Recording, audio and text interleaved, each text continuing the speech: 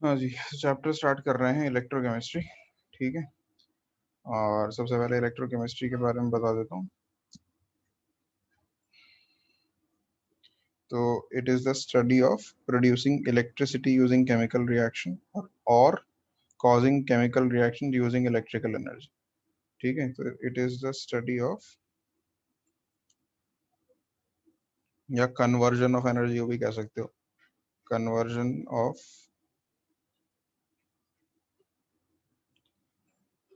Chemical energy यानी कि energy release during a chemical reaction, या फिर इलेक्ट्रॉन, किसी भी तरह से कह सकते हो, chemical energy release during a chemical reaction, conversion of chemical energy into electrical energy.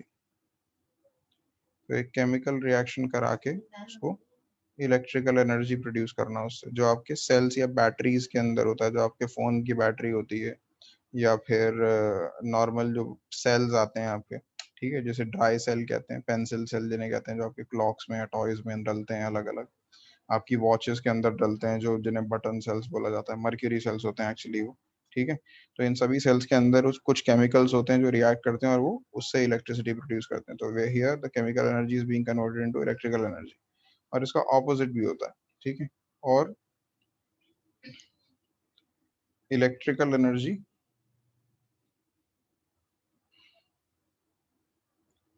into chemical energy, या use of electrical energy to cause chemical reaction. ये कहाँ पे इस्तेमाल किया जाता है? इसका इस्तेमाल होता है इलेक्ट्रोप्लेटिंग के अंदर। ठीक है, किसी चीज के ऊपर प्लेटिंग चढ़ानी है, जो आपकी गाड़ी के टायर्स होते हैं, कहते हैं ना क्रोम प्लेटेड टायर्स हैं, क्रोम प्लेटिंग है उसके ऊपर। तो क्रोमियम पेंट, नॉर्मल पेंट तो आपको पता है भाई कैसे होता है। ठीक, नॉर्मल पेंट आपको पता है, आपने देखा है किस तरीके से किया जाता है, लेकिन किसी चीज के ऊपर मेटल की कोटिंग चढ़ानी है तो वो कैसे चढ़ाई जाती है? तो उसके लिए केमिकल, एक इलेक्ट्रिकल एनर्जी का इस्तेमाल किया जाता है। ठीक है, इलेक्ट्रोलिटिक रिएक्शन किया जाता है, या मेटल के प्योरिफिकेशन में इस्तेमाल किया जाता है इन सब चीज़ों को। तो अभी मैं थोड़ा सा डिटेल में इसे बताऊंगा। तो बेसिकली इसके अंदर जो हमें सबसे पहली चीज पढ़नी है वो पढ़ने हैं types of cells. Types of cells. तो सेल्स बेसिकली क्या है? सेल जो है वो इलेक्ट्रिसिटी, एक पॉजिटिव और नेगेटिव चार्ज टर्मिनल होता है एक सेल के अंदर। ठीक है, और वो एक वोल्टेज क्रिएट करता है, एक पोटेंशियल डिफरेंस क्रिएट करता है, जिसकी वजह से इलेक्ट्रिसिटी प्रोड्यूस होती है। ठीक है, तो दो टाइप के सेल्स बेसिकली इस चैप्टर के अंदर हम पढ़ेंगे। तो दो टाइप के सेल कौन कौन से हैं?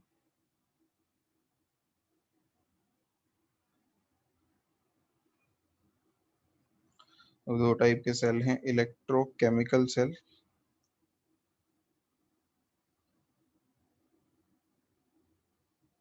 और दूसरे टाइप के सेल हैं इलेक्ट्रोलिटिक सेल्स।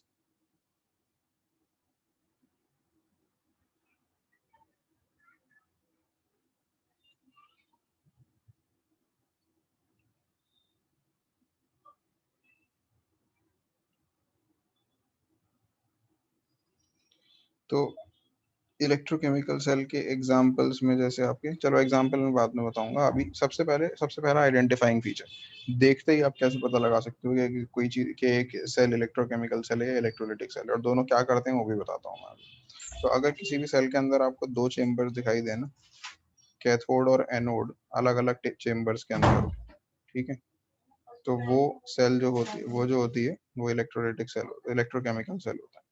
दो इलेक्ट्रोड्स हैं, एक अलग चेम्बर में है, एक अलग चेम्बर में है, और बैटरी नहीं लगी हुई यहाँ पे, गैल्वेनोमीटर या एमीटर लगा हुआ है। करंट प्रोड्यूस नहीं करता ये, सॉरी, ये करंट देते नहीं है, ये करंट प्रोड्यूस करता है। और आपको दोनों चेम्बर्स को कनेक्ट करने के लिए इस तरह की ट्यूब कनेक्टेड दिखेगी, जिसे बोलते हैं सॉल्ट ब्रिज। अभी खैर डिटेल में सेल की बाद में आऊंगा, अभी मैं बेसिक ऊपर ऊपर से स्ट्रक्चर बता रहा हूँ। इलेक्ट्रोलिटिक सेल में क्या होगा? इलेक्ट्रोलिटिक सेल के अंदर आपको एक ही बड़ा टैंक दिखाई देगा। ठीक है, एक सिंगल टैंक होगा और दोनों इलेक्ट्रोड्स आपकी उसी टैंक के अंदर होंगे। दो इलेक्ट्रोड्स, नाम तो खैर आपने सुना हुआ ही है, 11th क्लास में भी पढ़ा है, 10th में भी पढ़ा है, कैथोड और एनोड। तो दोनों कैथोड और एनोड एक ही टैंक के अंदर होंगी, और इसमें एक बैटरी भी लगी होगी विद अ स्विच और पॉसिबली अ वोल्ट मीटर और ammeter to measure the current. ठीक है, तो there will be a current source. तो ये तो बेसिक कंस्ट्रक्शन हो गई एक सेल की। Now what do these cells do? सबसे पहले इलेक्ट्रोकेमिकल सेल है, करता क्या है?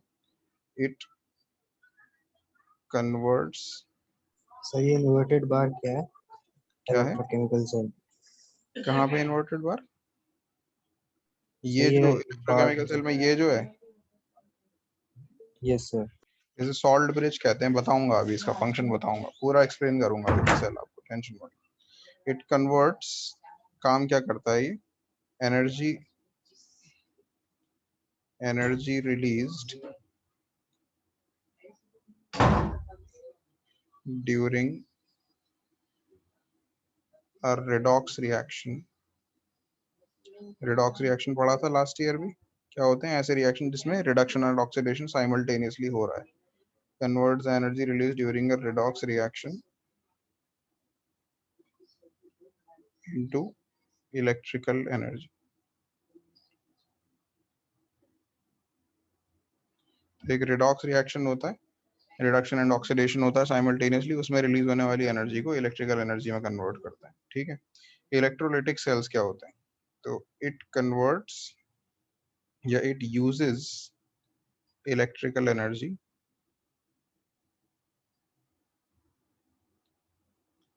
To carry out redox reaction. तो एक रिडॉक्स रिएक्शन करने के लिए, कराने के लिए यहाँ पे हम इलेक्ट्रिसिटी का यूज करते हैं।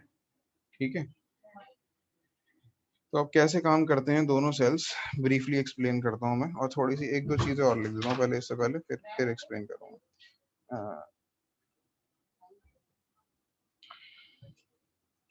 इसमें चलो वो पॉइंट्स बाद में लिखेंगे, पहले सेल को एक्सप्लेन करता हूँ मैं। देखो, let me make this a little larger, फिर बाद में इसे स्मॉल फॉर्म में ले जाएंगे हम वापस।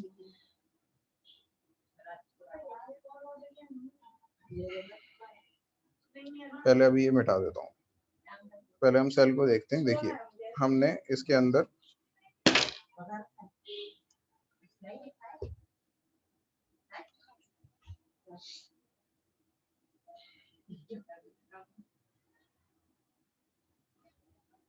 तो दो कंटेनर्स हैं मेरे पास, सबसे पहले देखो।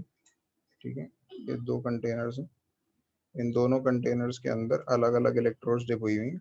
जो इलेक्ट्रोड्स डिप हुई हैं उनका मटेरियल भी अलग अलग होता है। ठीक है, एक कैथोड होती है, एक एनोड होती है। कौन सी कैथोड होती है, कौन सी एनोड होती है, वो भी बताऊंगा मैं आपको। तो मान लो ये वाली इलेक्ट्रोड जो लेफ्ट साइड पे है, this is made out of, let's say, zinc. ठीक है। एंड जो राइट साइड पे है, this is made out of copper.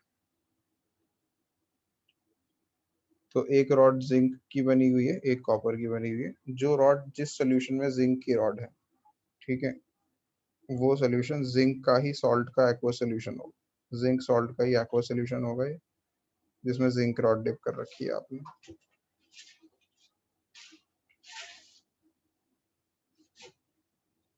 तो जिंक रॉड को आपने जिंक सल्फेट या जिंक क्लोराइड के सोल्यूशन में डिप कर रखा होगा। ठीक है।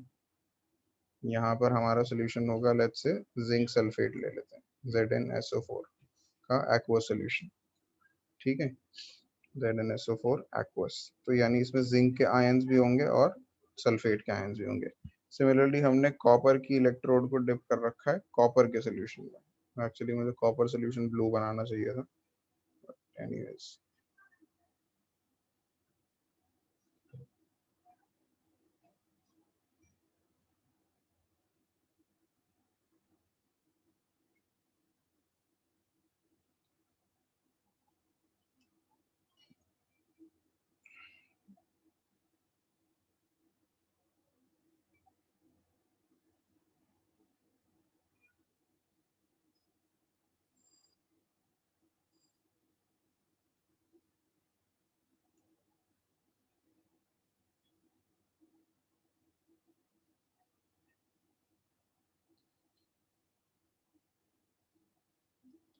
तो जिंक सल्फेट के सोल्यूशन में जिंक की इलेक्ट्रोड डिप्ट है, कॉपर सल्फेट के सोल्यूशन में कॉपर की इलेक्ट्रोड डिप्ट है। ठीक है, एक्वा सोल्यूशन के अंदर दोनों एक्वा सोल्यूशन हैं। अब क्या होता है जब रिएक्शन होता है इसके अंदर, तो रिएक्शन किस तरीके से होता है आपको पता है, आपने एक चीज पढ़ी थी 10th क्लास में, मैं 11th पे भी नहीं जा रहा अभी फिलहाल, इलेक्ट्रोड पोटेंशियल वगैरह उस सब पे बाद में आऊंगा। आपने 10th क्लास में एक चीज पढ़ी थी कि zinc is more reactive than copper. ठीक है, रिएक्टिविटी सीरीज थी ना मेटल्स की, जिसके अंदर सोडियम, लिथियम, पोटेशियम काफी ऊपर आता था और बाकी जो मेटल्स थे वो नीचे आते थे। तो जिंक जो है वो कॉपर से ऊपर आता था। ठीक है, तो जिंक जो कॉपर से ऊपर आता है, तो जो मेटल ज्यादा रिएक्टिव होगा दोनों इलेक्ट्रोड में से, वो क्या करेगा, वो ऑक्सीडाइज होगा, वो इलेक्ट्रॉन लूज करेगा। तो यानी कि इस रॉड में से जिंक के मेटल एटम्स निकल कर आएंगे यहाँ पर Zn2+ बनाने। कैसे होगा ये रिएक्शन, यहाँ पे मैं बता देता हूँ। यहाँ पे क्या रिएक्शन होगा, यहाँ पे क्या रिएक्शन हो रहा होगा, जिंक के सॉलिड स्टेट में जो, यानी कि रॉड के अंदर जो सॉलिड जिंक है, वो 2 इलेक्ट्रॉन लूज करके एक्वस सॉल्यूशन में कन्वर्ट हो जाएगा। ठीक है, जिंक के आयंस बना देगा, और ये 2 इलेक्ट्रॉन्स इसमें से निकले हैं, ये कहाँ जाएंगे, ये इलेक्ट्रॉन जाएंगे ऊपर। जिंक ने जो 2 इलेक्ट्रॉन लूज किए, वो 2 इलेक्ट्रॉन ऊपर चले जाएंगे।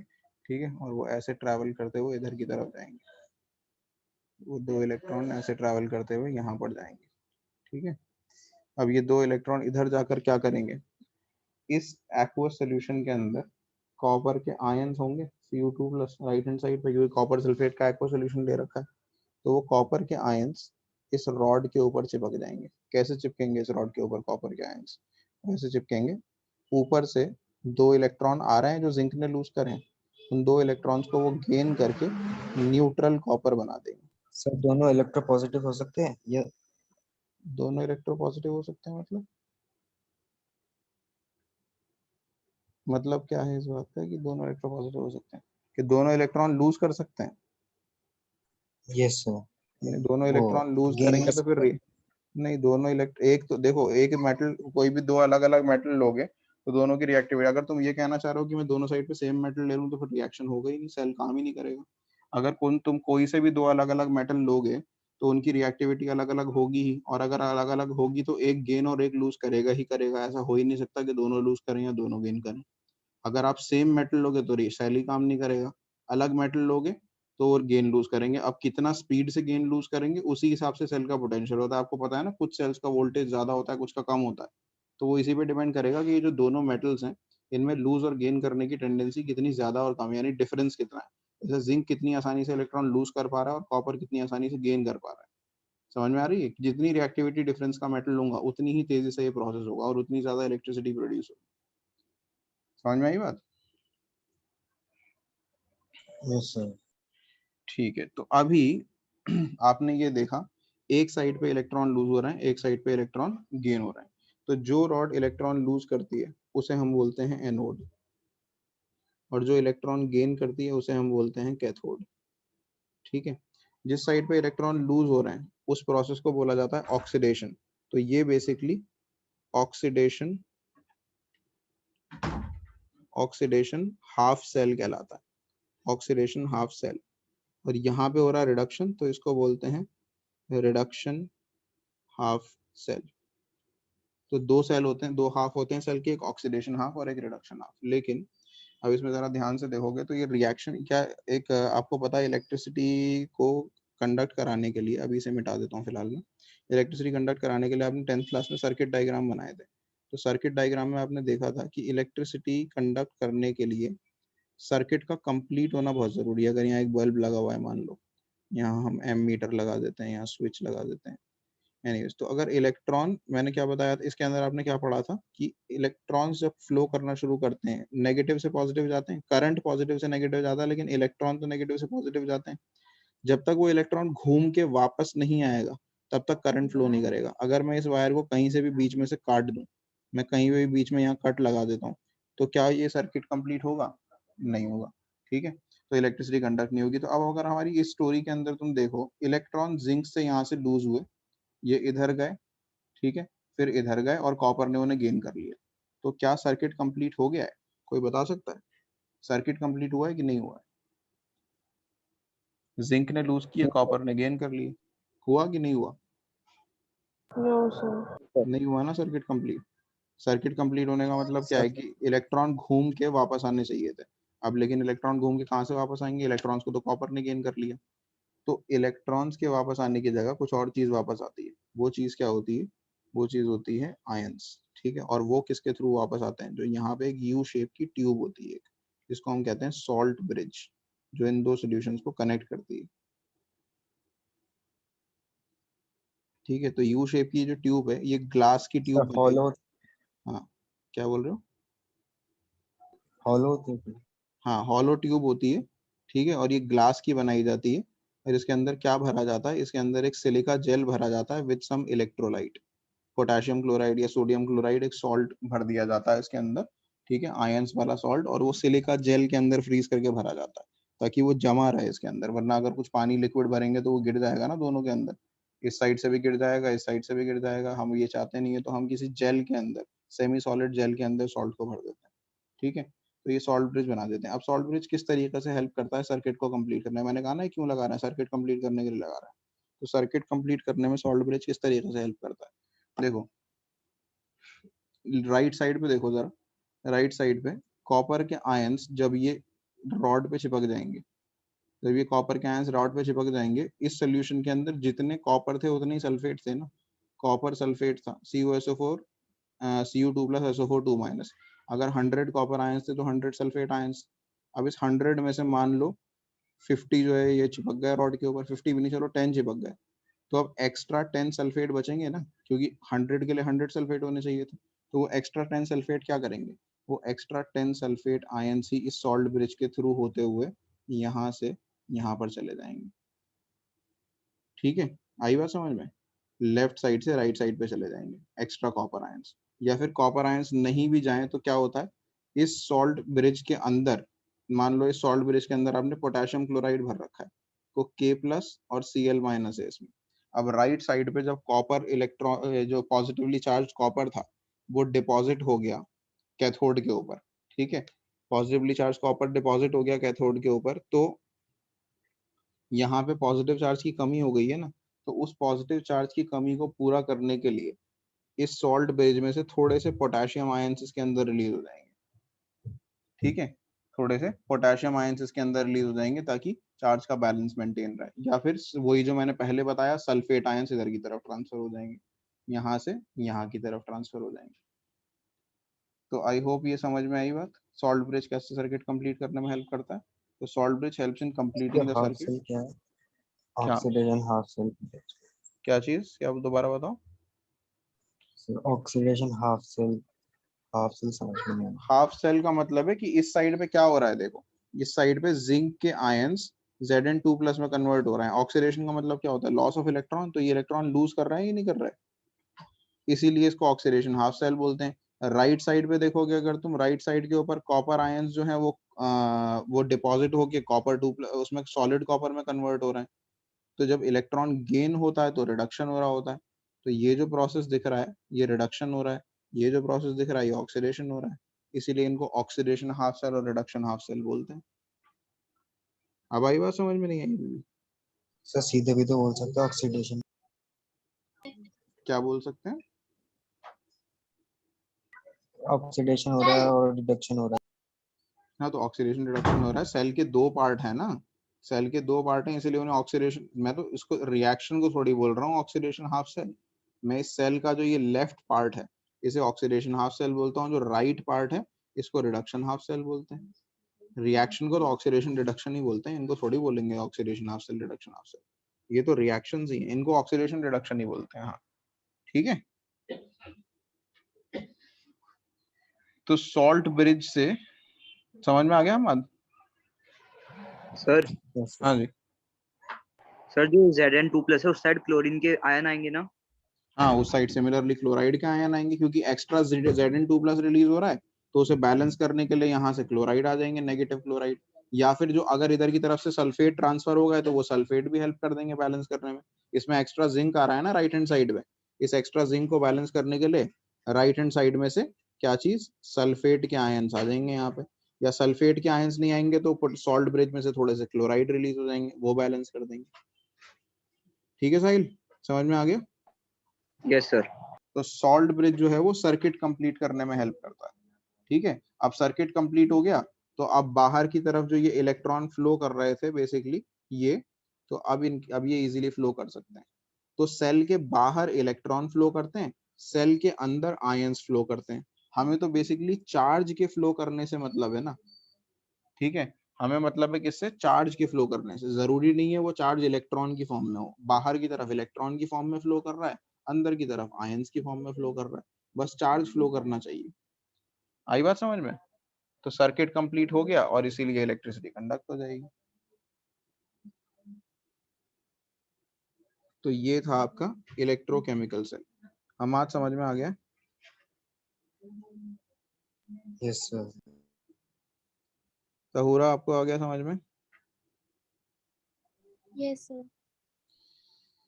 ठीक है। अच्छा, मैं चार्ज बताना भूल गया इन पे दोनों पे। ये जो दोनों हाफ सेल्स आपकी जो इलेक्ट्रोड्स होती हैं, इन पे चार्ज क्या आता है? जो देखो ये जो वो है इलेक्ट्रोड, जिंक वाली इलेक्ट्रोड, ये क्या कर रही है? ये Zn2+ आयंस लूज कर रही है ना, पॉजिटिवली चार्ज आयंस लूज कर रही है। तो इसके ऊपर नेगेटिव चार्ज आता है, इसके ऊपर एक नेट नेगेटिव चार्ज होता है। सही है, नेट नेगेटिव चार्ज होता है। तो एनोड जो होती है वो नेगेटिवली चार्ज होती है हमेशा, और जो कैथोड है वो पॉजिटिव आयंस को गेन कर रही है, तो इस पे एक नेट पॉजिटिव चार्ज आ जाता है। तो कैथोड हमेशा पॉजिटिवली चार्ज होती है, ये भी याद रखना है आपको। तो एनोड जो है वो नेट नेगेटिव चार्ज आएगा, कैथोड पे एक नेट पॉजिटिव चार्ज आएगा। एनोड पे हमेशा ऑक्सीडेशन होगा, कैथोड पे हमेशा रिडक्शन होगा। अब इस सेल को रिप्रेजेंट करने का एक तरीका होता है, जिसे हम कहते हैं सेल रिप्रेजेंटेशन। तो ये बता देता हूँ मैं आपको, सेल रिप्रेजेंटेशन क्या होता है, इस सेल को कैसे रिप्रेजेंट करेंगे। तो सेल रिप्रेजेंटेशन में पहले हम लिखते हैं, देखो, oxidation half cell. Oxidation half लिखते हैं, फिर ऐसे डबल लाइन बनाते हैं जो सॉल्ट ब्रिज रिप्रेजेंट करती है, फिर रिडक्शन हाफ लिखते हैं। अब लिखते किस तरीके से हैं वो मैं बताता हूँ आपको। ऑक्सीडेशन हाफ में क्या हो रहा है, सॉलिड जिंक एक्वस जिंक के आयंस में कन्वर्ट हो रहा है। तो सॉलिड जिंक लिखेंगे, एक सिंगल लाइन बनाएंगे, ऐसे वर्टिकल सीधी बना लेते हैं, या कभी कभार ऐसे स्लैंट भी बनी हुई होती है, तो कोई फर्क नहीं पड़ता। बुक में सीधी बनी हुई है तो हम सीधी बनाएंगे। किस में कन्वर्ट हो रहा है सॉलिड जिंक? Zn2+ एक्वस में। यही हो रहा है ऑक्सीडेशन हाफ के अंदर। ये बना दिया आपने, फिर आप एक डबल लाइन बनाओगे, डबल लाइन रिप्रेजेंट करती है सॉल्ट ब्रिज। फिर आप रिडक्शन हाफ में देखो क्या हो रहा है। रिडक्शन हाफ के अंदर एक्वस कॉपर के आयंस किस में कन्वर्ट हो रहे हैं? सॉलिड कॉपर में कन्वर्ट हो रहा है। तो ये जो मैंने लिखा है इसको कहते हैं सेल रिप्रेजेंटेशन। ठीक है जी, आई होप यहां तक समझ में आ गया।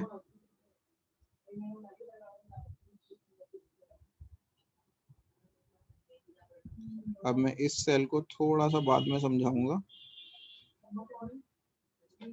थोड़ा ब्रीफली। अब मैं आपको रिडक्शन हाफ सेल भी बता देता हूँ डिटेल में, हालांकि हम रिडक्शन हाफ सेल की बाद में ही जाएंगे।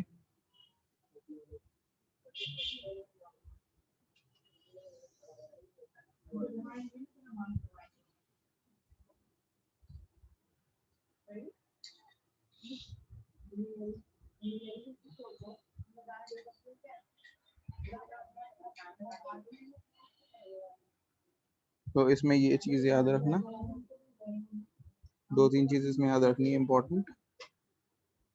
Anode is negatively charged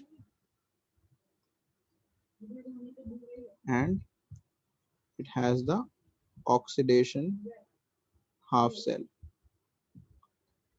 Cathode is positively charged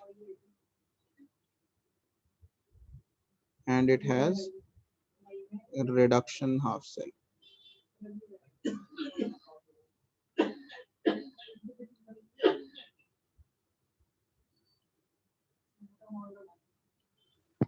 तो हाँ जी, आप ये वाले नोट्स ग्रुप पे डाल दोगे सर?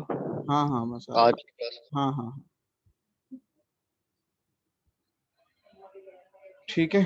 तो ये ऑक्सीडेशन हाफ सेल होती है। एनोड पे ऑक्सीडेशन हाफ सेल होता है, कैथोड पे रिडक्शन हाफ सेल होता है। एनोड नेगेटिवली चार्ज होती है, कैथोड पॉजिटिवली चार्ज होती है। ठीक है, यहाँ तक चीज आई होप क्लियर है। अब मैं एक बार ब्रीफली बस इसको भी इलेक्ट्रोलिटिक सेल को भी एक्सप्लेन कर रहा हूँ, डिटेल में इसकी बाद में जाऊंगा, इसमें बहुत ज्यादा डिटेल में नहीं बताऊंगा अभी।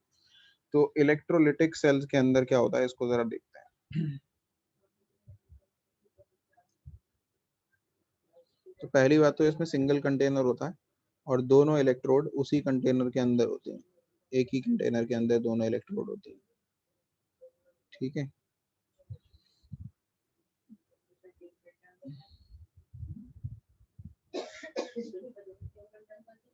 साथ में इसमें एक करंट सोर्स हमें चाहिए ही चाहिए होगा, बिकॉज इसके अंदर हम करंट को इलेक्ट्रिसिटी स्विच वगैरह एमीटर जो लगाना है लगा लो, वो मैं अभी फिलहाल चलो लगा देता हूँ, स्विच लगा देता हूँ, जरूरी नहीं है बनाना, ठीक है। दो वो होते हैं इसके अंदर इलेक्ट्रोड्स होती हैं, दोनों एक ही कंटेनर के अंदर होती हैं।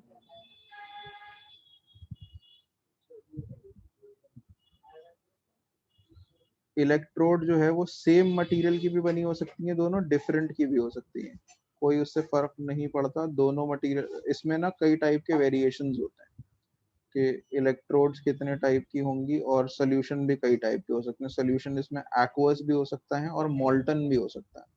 मोल्टन का मतलब जैसे मोल्टन फॉर्म में NaCl डाल दिया। जैसे मान लो मैं यहाँ पर जो इलेक्ट्रोड्स हैं, एक पॉजिटिवली चार्ज होगी एक नेगेटिवली चार्ज होगी, और इसके अंदर साइन उल्टे हो जाते हैं। बेसिकली पॉजिटिवली चार्ज वाली जो होती है वो एनोड होती है, पॉजिटिवली चार्ज वाली इलेक्ट्रोड एनोड होती है, और नेगेटिवली चार्ज वाली इलेक्ट्रोड कैथोड होती है। लेकिन रिएक्शन सेम रहते हैं, एनोड पे ऑक्सीडेशन ही होता है, एनोड पे ऑक्सीडेशन। अब इसमें हाफ सेल वर्ड यूज नहीं करते क्योंकि इसमें दोनों सेल्स एक साथ हैं, हाफ सेल है ही नहीं। कैथोड पे रिडक्शन ही होता है इसमें। तो रिएक्शंस वही हो रहे हैं जो उसमें होते थे, एनोड पे ऑक्सीडेशन कैथोड पे रिडक्शन, लेकिन साइन उल्टे हैं कैथोड एनोड के। एनोड पॉजिटिव है कैथोड नेगेटिव है, ठीक है। इसका एक एग्जांपल मैं बता देता हूँ। जैसे तुम्हें अगर यहाँ पे NaCl का सोल्यूशन है, ठीक है, तो वो मोल्टन सोल्यूशन लिया जाएगा, लिक्विड NaCl लिया जाएगा, एक्वस सोल्यूशन नहीं। NaCl के सॉलिड क्रिस्टल्स को मेल्ट करके लिया जाएगा, और जो दोनों रॉड्स होंगी वो बनी होंगी ग्रेफाइट की या प्लैटिनम की बनी होंगी, ग्रेफाइट की या प्लैटिनम की, अनरिएक्टिव मेटल्स की। तो ये कॉम्बिनेशन हो गया।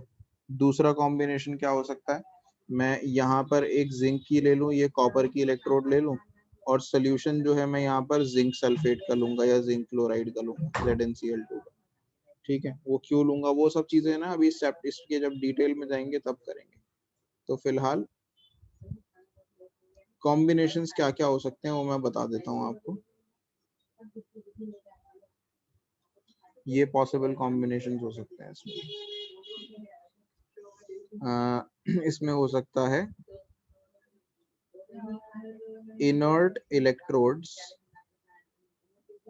इनर्ट इलेक्ट्रोड्स मतलब अनरिएक्टिव मटेरियल की इलेक्ट्रोड्स, यानी प्लैटिनम या गोल्ड की इलेक्ट्रोड्स बनी हुई होंगी, प्लैटिनम या गोल्ड की इलेक्ट्रोड्स विद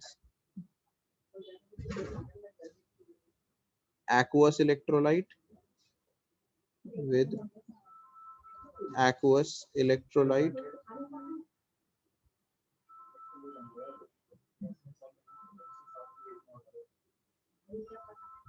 या फिर मोल्टन इलेक्ट्रोलाइट। तो दो कॉम्बिनेशन तो ये हो गए।